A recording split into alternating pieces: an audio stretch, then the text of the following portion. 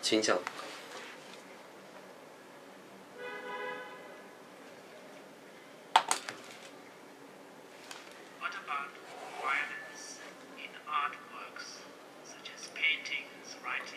像是画画啊，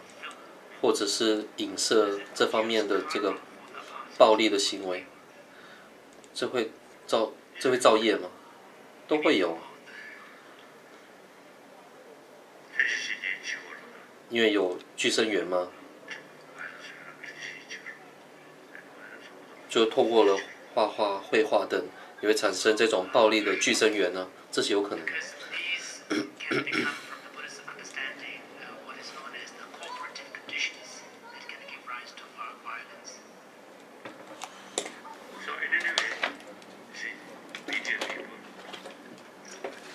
媒体的人士，还有艺术家等，你们都有着很重大的责任来去教育。还有现在小孩子们玩的那个叫做游戏机，你们去设计这些的时候要特别的小心哦。这个可能会，虽然不是说刻意怎么样，但是很容易就会在小孩子的心里面呢，烙下一种暴力的这种印象。我还记得大约在30-40年前，大约在 Christmas 的节日，感恩节的时候，有一个工厂，他造了许多的玩具嘛。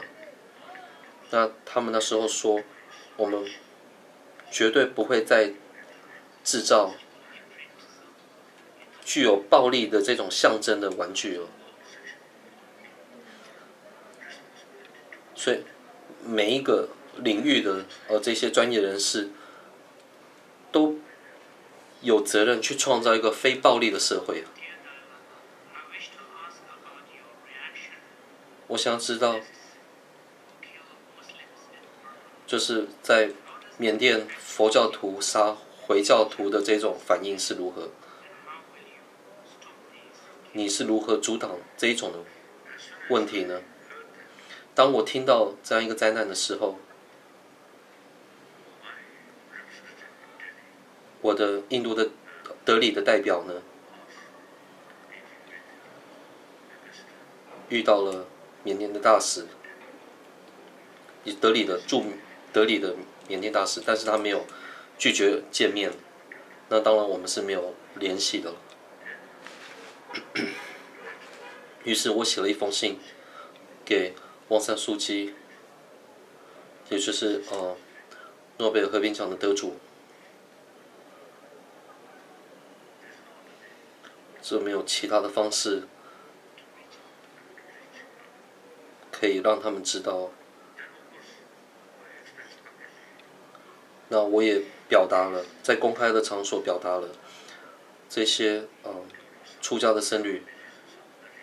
无论是透过经济的理由，或者是其他的因素，总而言之，对回教的这个社区产生了嗔恚心的时候，希望你们能够想起佛陀。如果佛陀那时候在场的话，绝对会阻挡的，不会让你们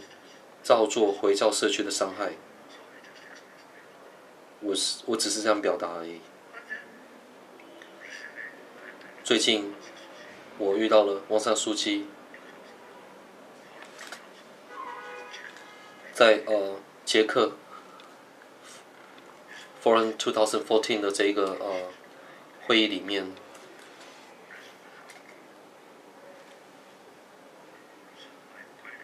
所以我时常去参与这个会议。那时候翁山书记也在那边，那我们也见面了，我也说到了这方面的一个关注，于是呢，他也非常的关注这件事情，但是确实有很多的问题，很多的压力啊。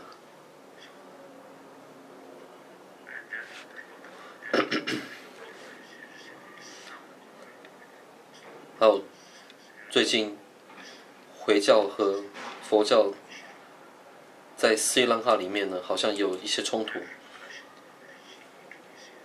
那这个问题呢，后来也就是影响到了印尼的回教还有佛教之间的问题，回教团体和佛教团体之间的问题。我觉得这个是蛮严重的一件问题啊。我看到在一个杂志里面，一个出家人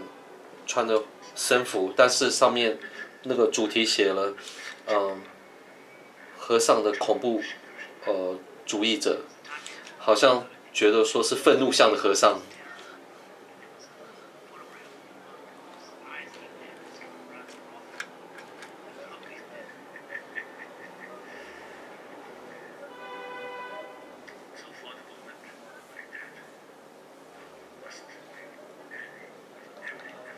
我们绝对要透过任何的途径，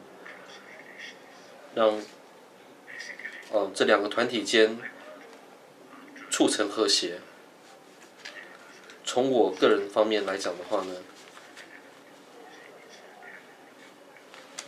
无论是那一次9·11的事件，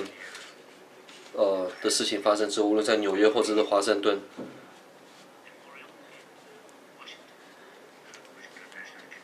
那在华盛顿纪念日的时候呢，我那时候有人给我邀请函，于是我就这样一个机会，我表达了。由于这些的灾难，由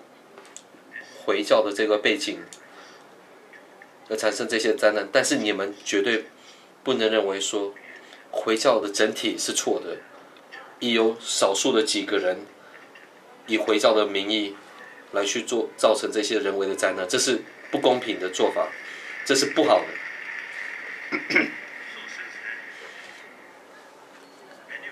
所以从那起，所以在许多的会议里面，或者是公开的场所里面，我为回教徒说话，因为我知道很多的回教朋友，他们真的非常好，非常的正直，尤其在西藏拉萨里面，大约在过去4世纪里面，有着西藏的回教徒，他们有几千个西藏的回教徒，他们非常的善良，非常的正直，而且没有问题，没有任何的纠纷呢。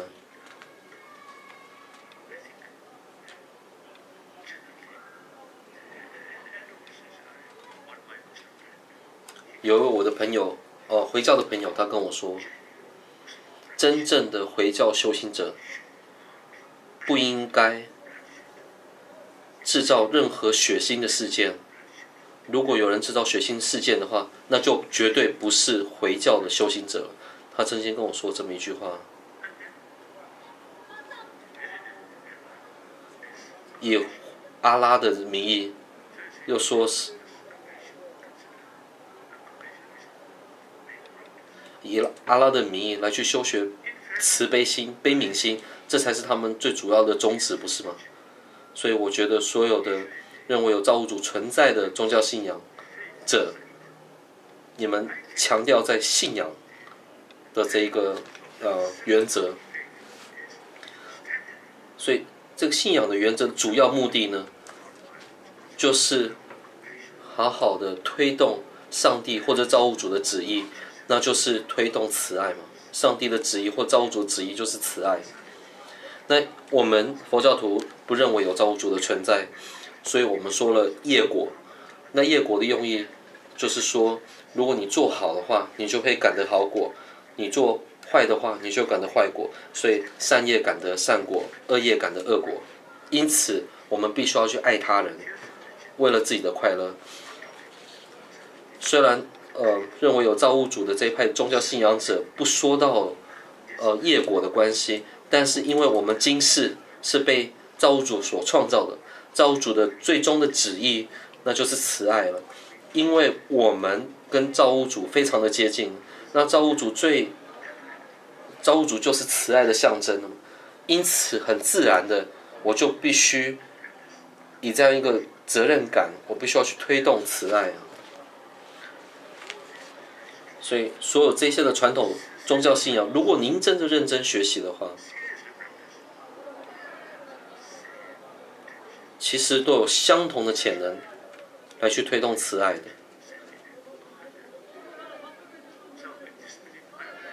所以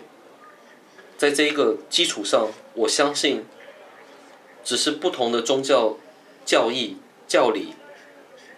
但是就以修行的一个层面来讲的话，我们都是一样的，都是为了相同的目的，那就是推动慈爱啊。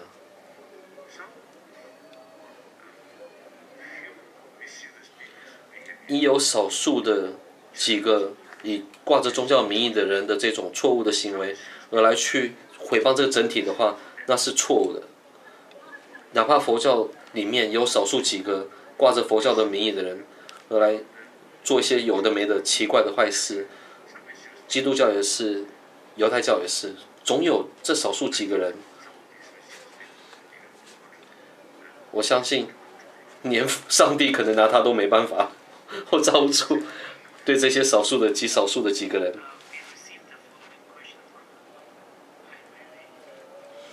我们来自艾薇薇，有个问题，我想要问您。艾薇薇有个问题，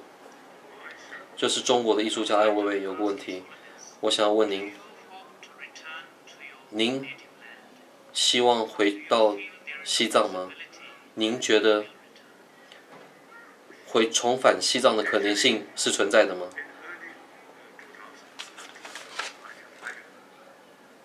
在2005年的时候，有一些我的代表，他们遇到了中国官员。在有一次，我透过了我的代表，我真的很渴望的想要去朝圣，想要去五台山朝圣，只是很单纯的宗教的一个活动，没有任何政治的因素。那时候还没有退休嘛，没有从政治领导的这个岗位退休。那时候中国的官员说不行，拒绝了，这是相当困难的。我的希望还仍然存在的，我还是希望回去。导师有一位台湾的出家人，他确实非常戒律非常严谨的一位，叫道海的一位出家人。我们之间有个协议，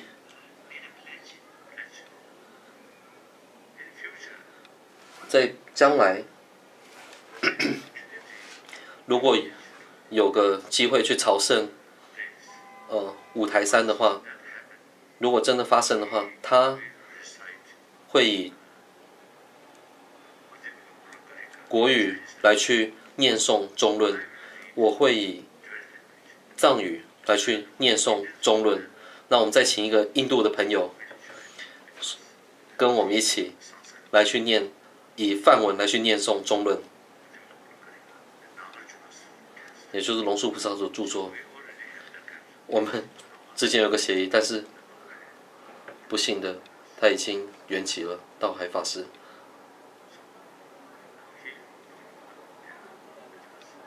他已经去世了，但是我还在等待这样一个机会。有些人跟我说，有很多的中国佛教徒跟我说，他们说中国信佛者有超过4亿人口，400 million 4亿人口，而且每一年都在增长当中。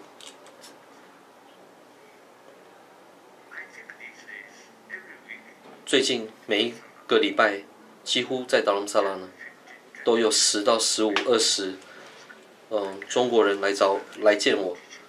而且我去每年都有给华人传法，而且有很多的来自大陆的华人来请法。当我们会面的时候呢，大部分的人都是痛哭流涕的来见我，所以政府，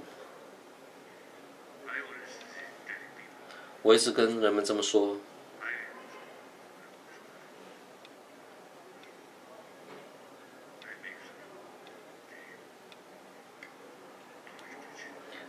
以纲要就是大纲而言，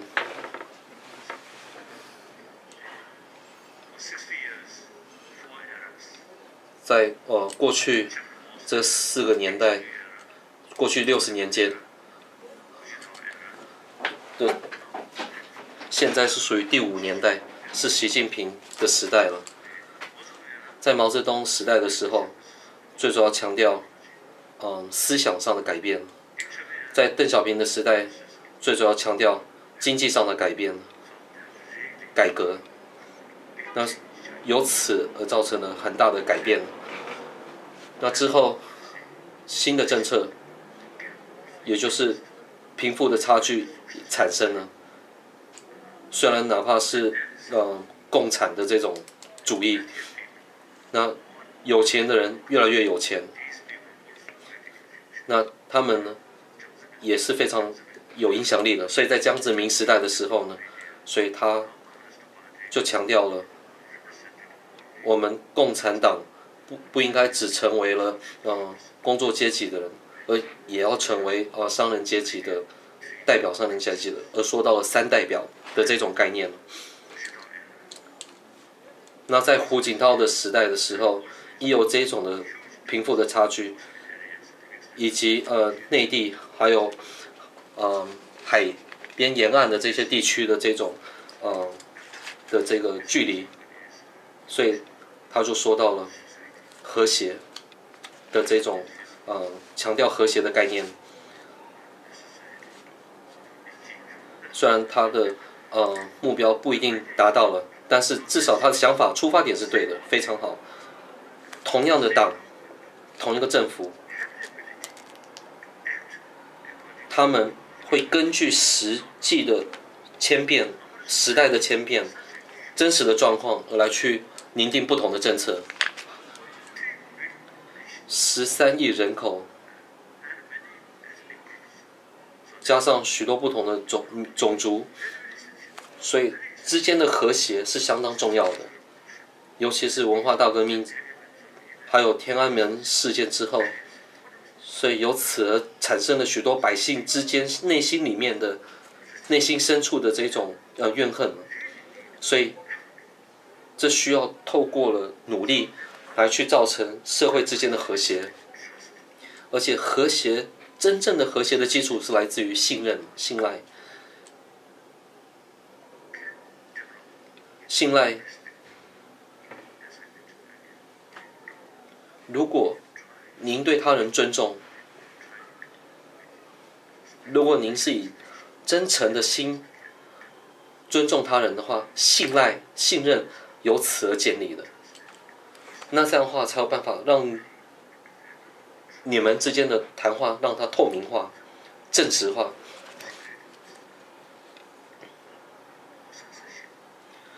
更多的调查，更多的猜忌，才会带来更多的畏惧。因此，和谐，内心的和谐，不只是表面的和谐，最主要是内心的和谐才是真正重要的和谐。所以，胡锦涛过去10年的这个政策是来自一个非常好的动机，但是其方法呢，最主要是依据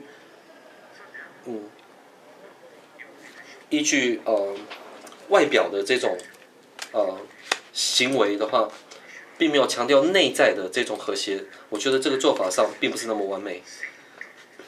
如同邓小平所说的实事求是，确实是一种非常符合科学精神的这种做法。有时候我会开玩笑的说，其实佛教的修法呢，也是实事求是嘛。所以在习近平的这个新的政策，应该也是实事求是的吧。而且透过了我们的尝试，也就是同一个目标，那就是和谐的社会。其方法应该要符合人类的，尤其是内心的价值。我觉得有改变的这种迹象，所以我觉得是有希望的。所以艾薇薇，像您，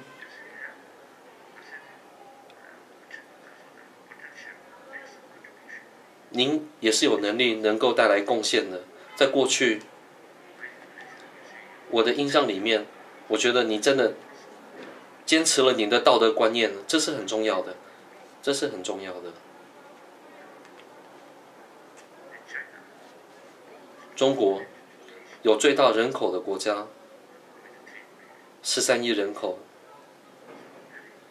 是一个非常重要的国家，而且是有古老文化的、有历史的国家，而且具有文化，而且人们是非常努力的。所以领导者必须要实事求是，我觉得这是很重要的一点。接下来是属于个人的问题，我的老公欺骗了我，我的老公劈腿了，所以我有2个孩子，都是非常年轻。他说他会改变，我要不要给他一次机会？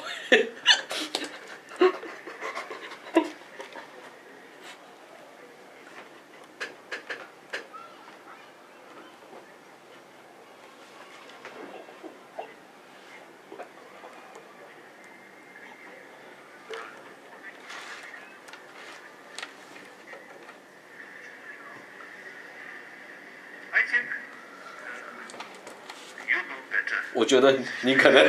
更了解你的状况。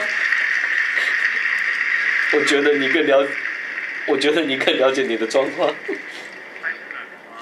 我想要问你，你的老公，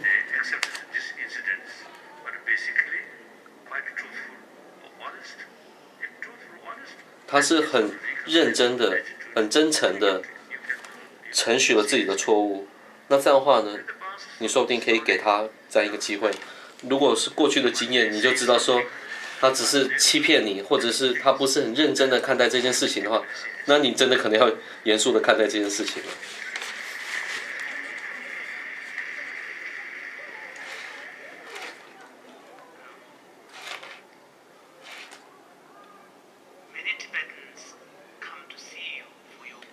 许多的西藏人会请求您的加持，但是他们并没有遵守您的教诫。为了社会的共同目标，那我们要如何做？有许多的讯息显示，在藏区里面的600万的西藏人们，我想90%以上的西藏人真的觉得我们的做法是符合实际的状况，而且是有可能的，会有结果的。在自由的国家，西藏的人口大约是15万人左右，大约有95%以上，应该也是一样吧。当然，拥有少数的人们有不同的想法，那是他们的权利啊，他们是自由的嘛，他们可以表达自己的想法，有不同的途径。如果他们想要完全的独立的话，我们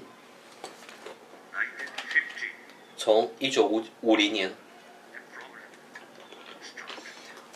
问题开始，我们呼吁了联合国来去正视这件问题，但是并没有解决问题，并没有解决。于是我们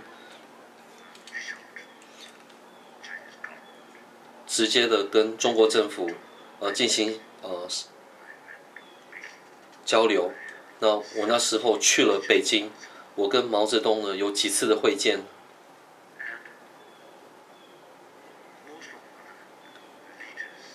许多其他的领导者，我们真的建立了互相的这种非常亲近的这种关系，尤其是对毛泽东，最后我们几乎建立了一种父子之间的关系。他把我视为是他的孩子，我把他视为是我的父亲。我真的非常的对他的印象非常的深刻，真的是一位伟大的革命，就是改革家、革命家，而且他对这种外在的这种衣着并不是很讲究，并不是奢华的这种衣着并不是很讲究的。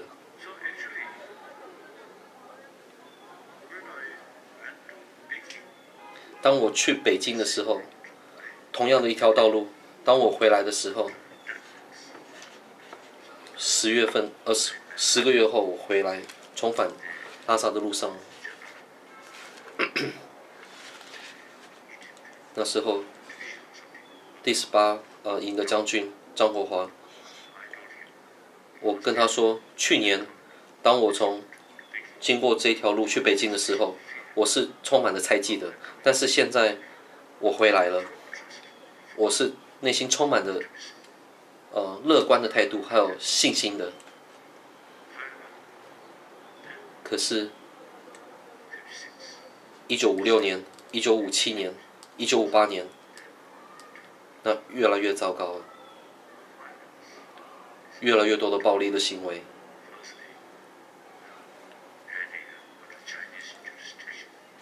首先是在四川，的这个藏区，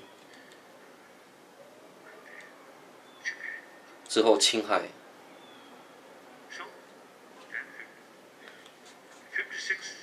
1956年，我有机会来到印度。那时候，我跟Nehru有几次的会见，而且许多的印度的这些自由活动的这些名誉人士，他们都跟我说，你必须要回去西藏，返回西藏，而且你必须要以70条的这个条约为基础，在藏地里面。于是呢，我回去了，我尽最大的努力，而且我听了班德尼路所说的，我真的回去了，但是我的努力没有成果。最后在1959年的时候，我已经尽力了，可是并没有像我们预期般的，于是呢，我就得离开了。于是，1959年我们再次的呼吁了联合国。在1960年，我现在不是记得很清楚。总而言之，应该是1965年吧。我们呼吁了3次，但是请求了3次，但是从来都没有下文。大约在班德尼路，当我们决定在联合国谈到有关西藏问题的时候，我们还呼吁了印度政府支持我们。班德内鲁说不行，拒绝了。他跟我说，他建议我，美国绝对不会跟中国打仗，为了使中国人从西藏离开，中国是不会跟美国开战，美国不会跟中国开战的。所以，如同我之前所说的，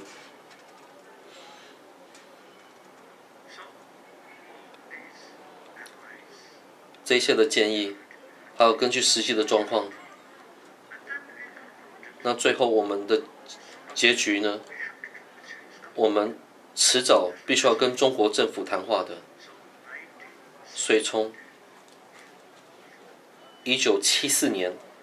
我们决定了，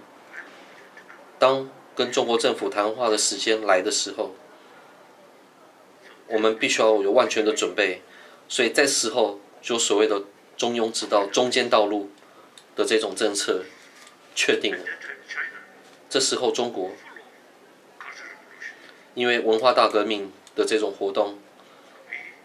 但是我们在达鲁萨拉已经有了我心理上的这种万全的准备，要怎么样去面对跟中国政府的谈话。之后，邓小平，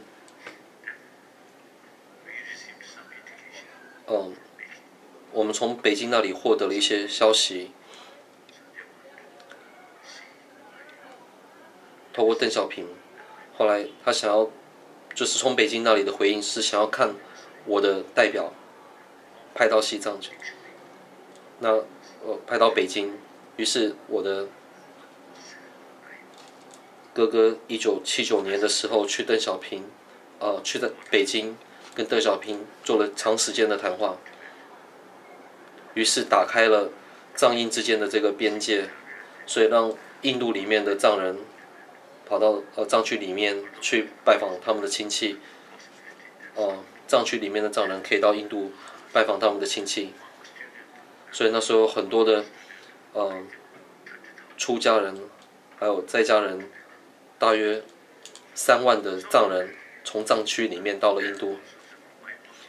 所以从我这边也派了3次的代表团去，所以让我们就是海内外的这个藏区的这种距离呢拉近，因为过去10几年是完全没有消息的嘛。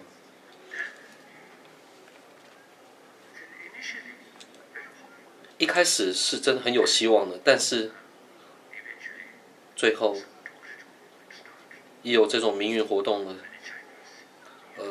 发生，尤其在中国的大学里面，最后天安门事件发生了嘛，所以他们整个政策变成越来越严厉了。那也包括了以同样的方式来去面对西藏的问题，所以我们关闭了之间的联系。所以1993年，大约在80年代的时候，胡耀邦在的时候呢，真的是有希望的。胡耀邦在的时候，如果胡耀邦是有权利的话，那我相信，说不定只要在几年间，藏汉的问题就可以解决了。可是很遗憾的是，他没有权利，后来天安门的事件又发生了，所以我们直接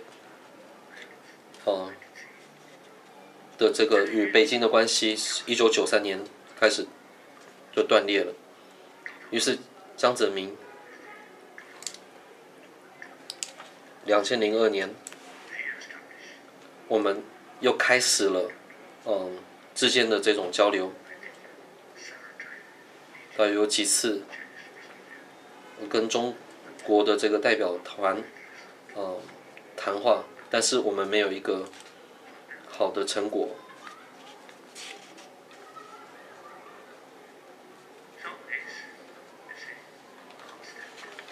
这是我们的立场，我们不寻求西藏的独立，但是寻求西藏的自治，这是对双方都有利益的。西藏是在汉区里面、汉地里面，但是我们西藏人也希望现代化的西藏。现在有些西藏人也在此，我已经公开的说了，西藏人喜欢美金啊，有很多非法的移民来到美国，或者是去了加拿大，或者是欧洲等。他们非法移民不是为了宗教，而是为了美金嘛？因为我们是人类嘛，我们都是需要物质上的改善嘛。因此，在大国家下面，因为经济上是非常强大的一个国家下面的话，我们也会获得利益啊。因为我们有自己的名副其实的自治了，所以我们可以完完全全的保护自己的语言，我们有足够的权利保护自己的文化，而且呢，我们可以保护这种完整的藏传佛教。这个就是为什么我们要自治的理由，以及不要独立的理由。而且我们很严肃的去思维看待，因为国家的角度来讲的话，和谐团结是相当重要的。又有不同的区域，无论是康地、安多或者是卫藏，这种密切的团结是相当重要的。过去的1000年间，藏传佛教的这种学习，最主要是由这3区来去维持下来的。以政治的角度而言，是分开的。其实有很多的西藏人对政治是完全不感兴趣的。18世纪、19世纪、20世纪的时候，这3区团结起来，成为了所谓的藏族。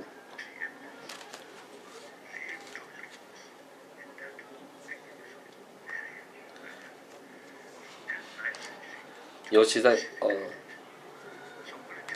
所以在以政治的角度来讲的话，有时候有一些的不信赖产生。总言之，就以寺院的这个制度来讲的话，最主要是来自卫藏。那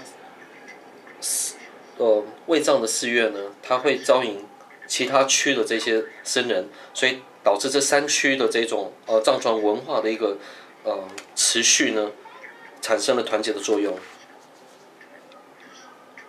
所以西藏的团结对于藏传佛教还有文化的保留产生了极大的作用。同样的，4亿的汉人佛教徒其实也对藏传佛教有兴趣的人越来越多了，所以保留藏传佛教其实对汉人的佛教徒呢也是有帮助的。所以保留西藏的环境，不只对西藏和汉人有帮助，对于北边的印度、还有巴基斯坦、还有 Bangladesh 都是有帮助的。因为这些主要的河流是来自于西藏的，所以有一位有一位中国的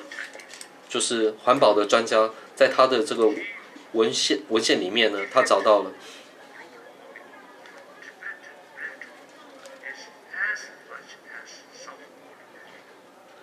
所以就是还有说到了北极、南极，还有一个叫做藏极，对于全球暖化的这个影响。所以可见西藏的这种环保对全球的这种暖化是有极大的重要角色存在的。因此我们的中间道路其实对大家都有好处的。但是有一些西藏人在印度的西藏人虽然不多，但是有一些人是真的想要去寻求独立的，但是他们从来不讲说怎么独立的这种途径，他们只是以口号来说我们要西藏独立。但是在很多年前，我已经跟他们这些少数的人讨论过，拜托，请你们说一下，你们怎么让西藏获得独立？你们有没有什么方案？这里有几千个人也支持了西藏独立。假设全部都支持西藏独立的话，也是不够的。所以我们必须要实事求是的来去说话嘛。中国的这些兄弟姐妹们，他们不一定会去实事求是，可是我们真的必须要去遵守邓小平的这一种教诫，但是他们不一定去遵守中国的邓小平的教诫。有时候可能是因为太年轻吧，所以很容易随着情绪而走。而说到了独立的这种口号，这是有可能的。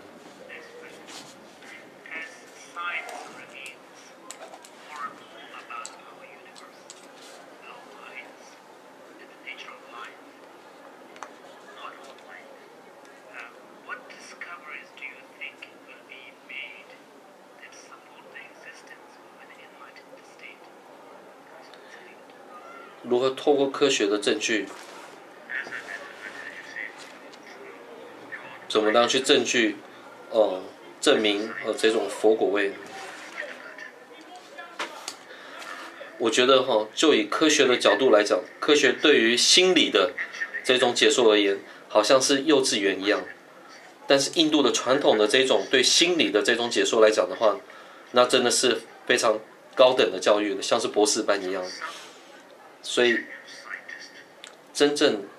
正直的科学家们，也有透过讨论，很客观的这种态度和去思维的这些科学家们，他们已经说到了他们的后世的这种的欢喜，他们的倾向。佛果位这个是太远了，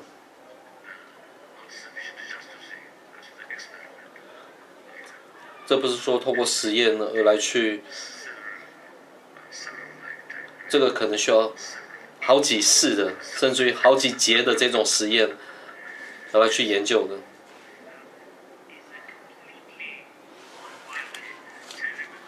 而且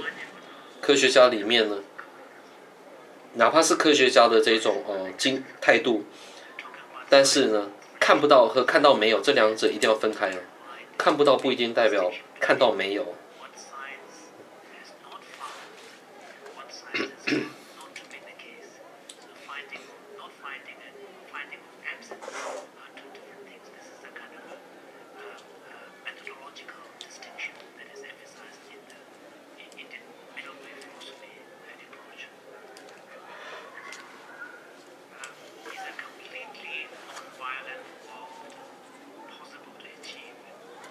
完全非暴力的世界是可以真正达到的吗？可以做到的吗？这是可以做到的，因为有暴力的话，它解决不了任何的问题嘛。70亿人口都想要减少问题嘛，暴力只会制造问题啊。只要有头脑的人，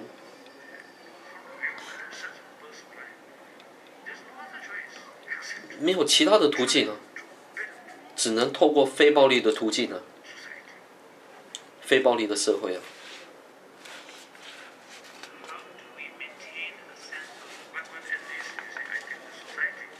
就以社会来讲的话，以国家的政策来讲，必须要透过非暴力的途径。但是如果是个人的话，你要暴力的话，那就无所谓了，因为它不会太大的影响。包括自杀。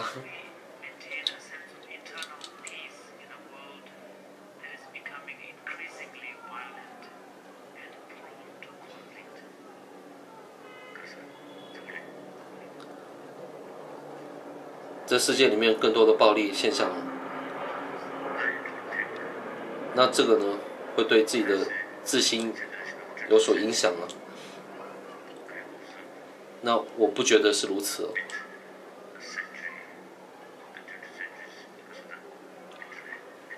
我觉得在1950年、1960年、70年、80年，一直到2000年、2013年，透过这样一个对比，我觉得，首先，真正的威胁，那就是，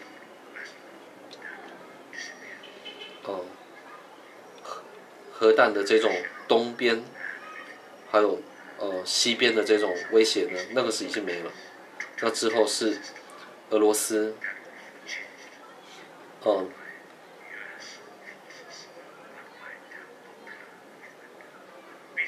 这个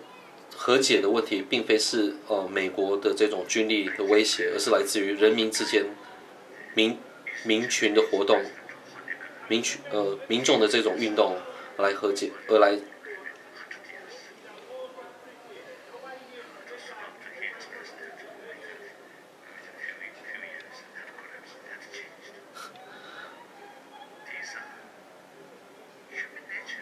所以这些都是人的本性嘛，每一个人都想要解脱、解放嘛，每一个人都想要自由嘛。从生下来起，我们就有自由的权利啊。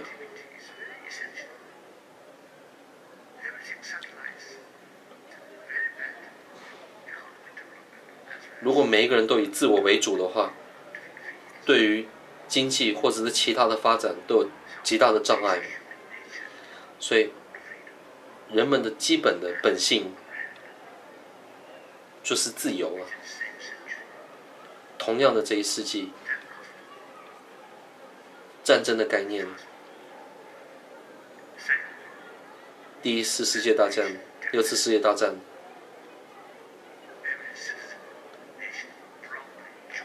一开始的时候，每一个国家的人民都是很欢喜的来去参与国家的战争，但是在越南的战争之后，尤其在这个国家美国，还有日本，他们现在强烈的反对核弹，还有反对战争，因为他们已经有经验了。同样的，德国也是如此，还有欧盟也是如此，因为他们曾经被战争遭遇了极大的痛苦了，所以人们的思想上更成熟了，而且欧盟的这个精神，几乎在20世纪的时候是无法想象到的。有一个朋友也是我的一个老师，他也是一位很伟大的科学家。他有一次跟我说，大约是在1990年的时候，他跟我说，当他年轻的时候，每一个人的德国眼里面，法国人都是仇敌；每一个人的法国人的眼里，德国人都是仇敌。但是现在，这种的看法已经完全改变了。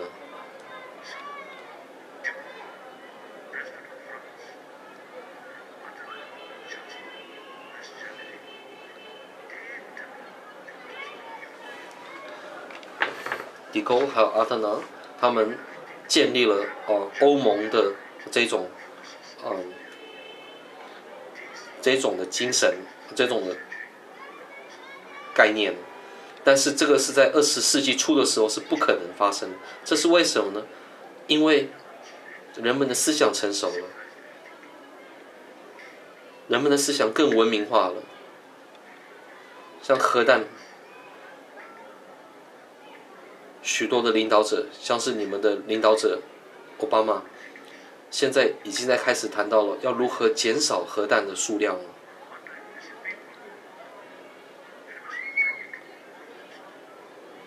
曾经有那么一阵子，人们想要更多的核弹，但是现在这种想法呢，已经不存在了。在20世纪初的时候，大家没有讲到环保的问题嘛，但是现在环保的概念到处宣导，环保的重要性到处宣导。还有另外一件事，科学还有内心的价值，一直到现在好像是两个不同的世界，两个不同的领域，但是透过了像是量子力学或等等其他的这种科学的这种研究，还有跟脑部的这种研究的专家们的一个交流，现在这两大领域的专家透过这样一个交流，现在越来越觉得说，脑部可以透过了心灵的这种训练，可以产生正面的脑细胞，这是可以透过心灵的训练而产生的。所以宗教的训练以及科学的这种研究的距离呢，已经缩短了。越来越多的科学家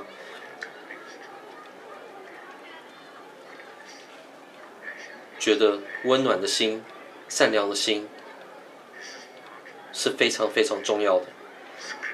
这个不是说依赖着佛经或者是什么其他宗教的什么经典，而是透过他们自己的实验的结果。在 Emory University、Wisconsin University 其他的university 都有做这方面的一个实验。他们开始在做这方面的一个研究，有3个礼拜的这种测试。在测试之前，他们观察血压是否正常，还有他们的一般的内心的压力是否正常等。那过了3个礼拜之后，透过3个礼拜的这种训练之后，再去观察他们的血压之后，血压值降低，还有压力值也降低，而且这个人变得更快乐了。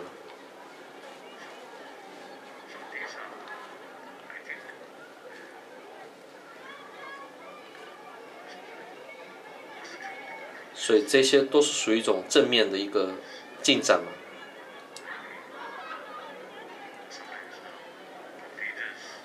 有时候有一些的领导者，他们想要做有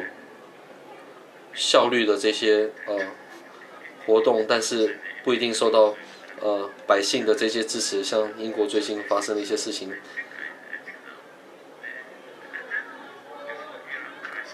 还有在伊朗的事件发生之前，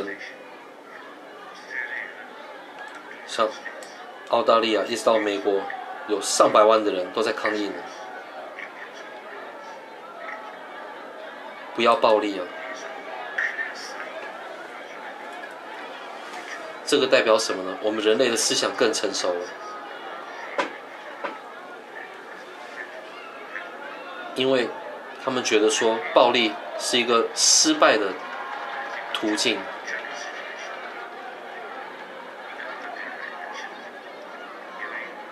有东德还有西德的这个问题来讲的话，在有一些我访问德国的时候，有时候我在东西的这个边界中间，当我在睡觉的时候，我真的这么觉得，如果有什么问题冲突的话，那这个武器可能会先降落到我饭店附近。如果真的有发生什么冲突的话，因为武器是互相对峙的嘛。但是因为没有这个问题了，所以我觉得这些就是很明显的一个思想成熟上的一种象征啊。所以我们有更多的理由让自己更乐观呢。我们不应该相信说人的本性是恶的，是邪恶的，而是善良的。最后的问题，倒数第3个问题好了。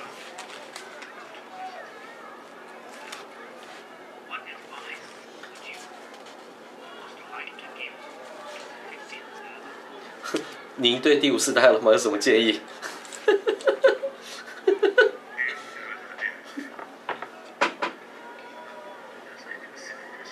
这是很愚蠢的问题。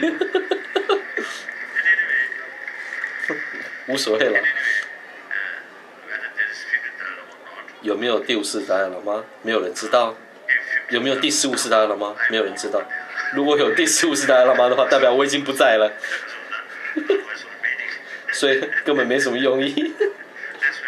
下一个问题。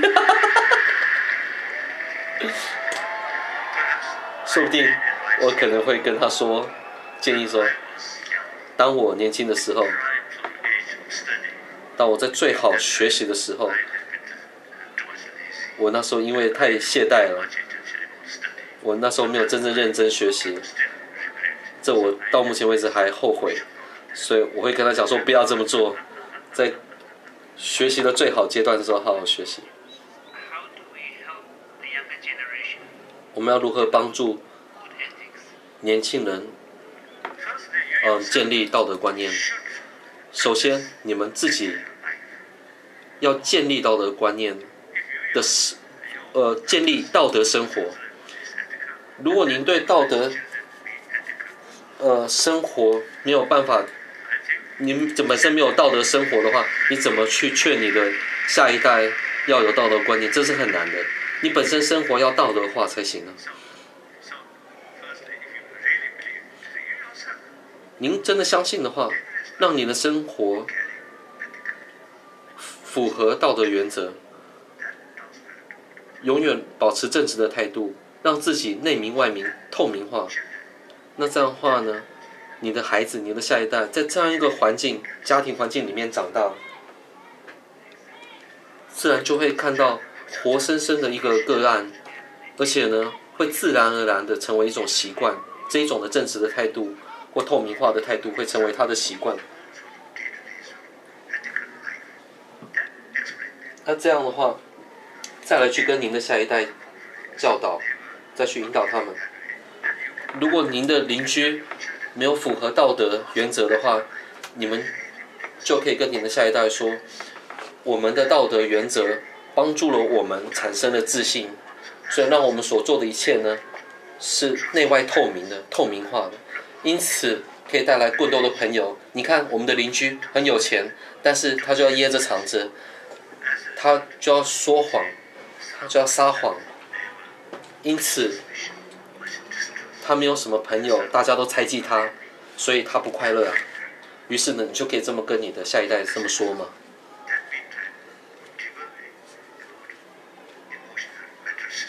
而且更深一层的，您可以跟他说心灵的这种情绪的不同，而且你可以搭配着科学家的现在的研究为辅助来去跟你的下一代教育。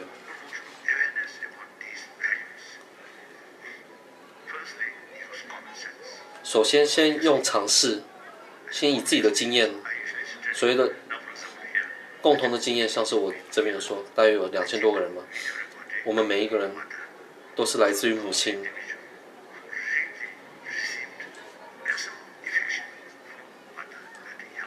当我们在年轻的时候，如果真的被母亲关爱的话，在我们内心的深处呢，其实是有安全感的，而且会有自信的，会比较快乐的。但是有一些人，可能今天是非常有成就的，或者是成为一个伟大的教授、伟大的很有钱的商人，但是或者很聪明的人，但是你仔细的看他的内心深处的话，这些人因为缺乏了小时候慈母的关爱，或者是双亲，甚至于被欺负等等，那内在呢可能会缺乏自信或者安全感。因此，所以导致你的这一生很难去产生对他人的信赖，会尽量的跟他人保持距离啊。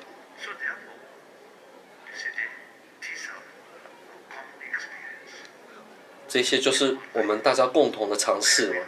包括我们的共同的经验。总而言之，爱他人、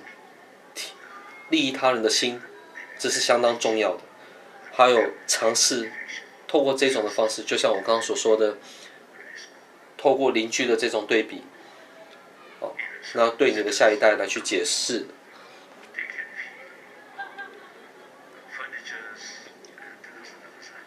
如果你有访客来拜访你的时候，你可以看到这些的家具很不错，而且食物非常的丰盛，红酒非常的好喝，但是你会觉得说这个氛围非常的冷，不是温暖的。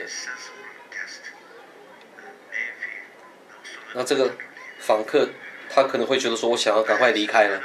但是如果在另外一户人家，虽然他生活条件没有那么好，不一定很好的食物，也没有红酒，也只有一杯水而已，可是却是充满了这种温暖的氛围，而且是友谊，当您一进到这一户人家的时候，有这一种的氛围还有环境，所以每一个人都在笑，欢悦着，那你就不会看你的手表了。如果你觉得不对的话，你就会看手表嘛。其实我也是一样，有时候跟某一些人见面的时候，他就非常的严肃，而且不太想要讲话，没有那么友善的话，我就觉得跟他讲话好困难，时间都不会过的感觉。如果跟某些人完全的敞开心胸跟我讲话的话，我觉得说时间过得非常的快。这是人类的本性吧？不是吗？谢谢。这是最后一天了，在 Atlanta Emory University 我待了3天，6天在墨西哥，4天在纽约。我真的觉得我一点点的小小的贡献，对快乐，人类的快乐，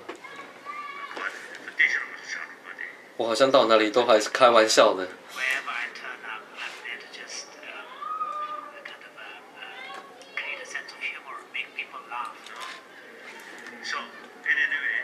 总之，这也很好啊，至少在很短暂的时间内，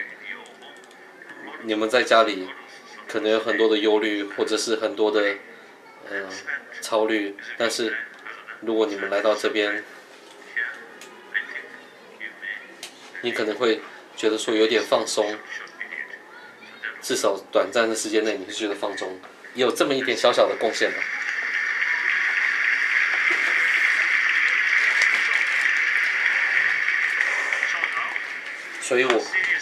所以现在真正严肃的事情是，明天要离开，所以所有的问题我会把它留在这里给你。